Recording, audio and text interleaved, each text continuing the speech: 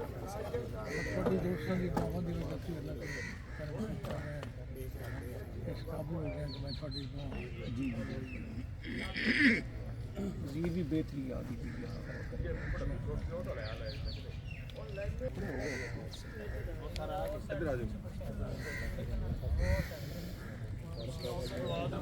अपना अशरफ है तो लाया अशरफ जिन्हें स्पीड देने जी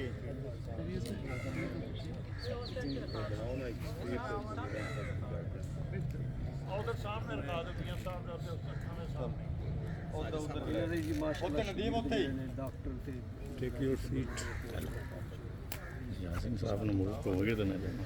वीडियो तो लगा बस ऐसे क्लिक करते रहो ना तस्वीरें बन जाए बस वीडियो चो में लगा कासिम साहब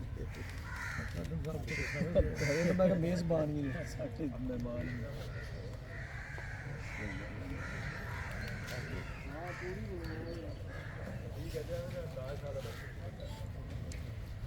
सीट पोस्ट करेंगे दोस्त माशाल्लाह एमफिल में पीएचडी की फिजिक्स दिया काफ़ी फैकल्टी चलेंगे पीएचडी है